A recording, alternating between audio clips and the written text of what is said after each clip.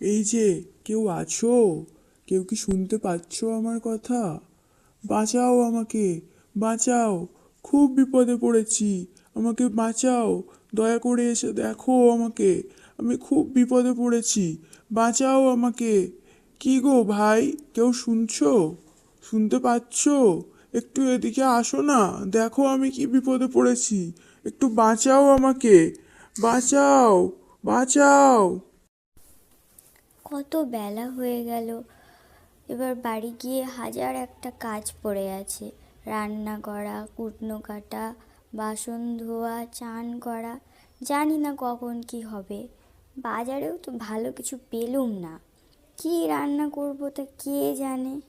আমার আর ভাল লাগে না, আমার হয়েছে যত জ্বালা। এই সকাল থেকে ওই করো এই করো। আরে আরে, ভাই ভাই করে কে ডাকছে? এই জঙ্গলে ভাই ডাকে কে? দেখি তো ব্যাপারটা দাঁড়িয়ে একটু। হ্যাঁ, সত্যিই তো ভাই ডাকছে।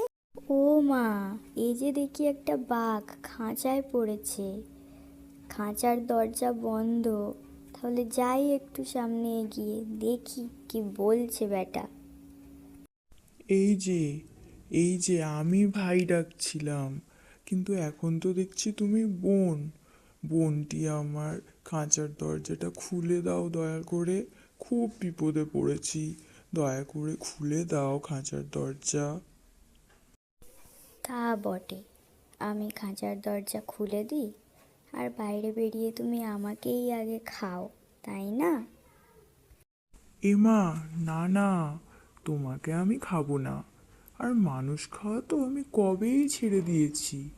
তাছাড়া উপকারীর অপকার করব, এমন অকৃতজ্ঞ আমি নই।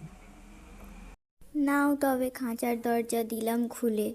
এবার যাও এদিক সেদিক খাবারের খোঁজ করো গিয়ে। আমিও যাই, অনেক বেলা হয়ে গেল, বাড়িতে অনেক কাজ। বাড়ি যাবি কি রে বেটি? তুই যাবি আমার পেটে। হা হা হা হা।